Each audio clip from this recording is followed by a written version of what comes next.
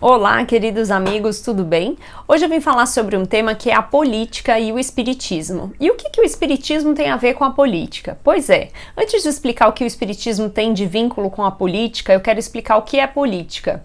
A política nada mais é do que a ciência que governa um estado ou uma determinada nação.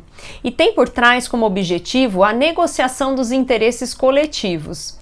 A política ela foi criada lá na Grécia Antiga. E nessa época, Aristóteles classificou a política em dois patamares. Um deles, que é o patamar ético, que estava muito vinculado à questão individual de como nós representamos individualmente um determinado cidadão, e também um segundo patamar, que é o político.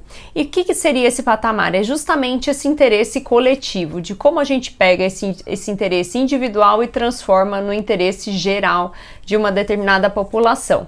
E o que isso tem a ver com o espiritismo? Bom, quando a gente vai estudar o espiritismo, nós sabemos que toda a humanidade precisa atuar através da lei do progresso, evoluir, moralmente, evoluir como humanidade, evoluir como cidadãos. E lá na Gênesis, no capítulo 18, nós temos também, através dos espíritos, a explicação que para acontecer a lei do progresso, nós precisamos separar ela em dois momentos. O primeiro momento, que são as grandes mudanças que a humanidade precisa passar, que podem ser consideradas aí as grandes catástrofes, as grandes mudanças de cunho natural, que muitas vezes fazem as pessoas saírem daquela zona de conforto e de alguma forma progredirem como humanidade, como seres espirituais, evoluindo moralmente, evoluindo espiritualmente. E a segunda são aquelas pequenas mudanças que muitas vezes são imperceptíveis e que ao longo de grandes gerações a gente percebe essa mudança da humanidade. E aí dentro dessas mudanças nós falamos principalmente das leis, das regras, dessas pequenas mudanças que o próprio homem consegue fazer. E a política está aí inserida nelas, porque é através da política que nós definimos quais são as leis, como a gente vai conduzir a nossa sociedade, a nossa humanidade, através desses nossos representantes.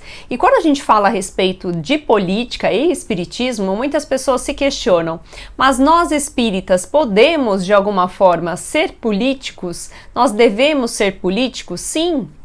Devemos ser políticos, estar sempre pensando nessa coletividade. E podemos nos candidatar à política? Por que não? Todos podemos nos candidatar à política.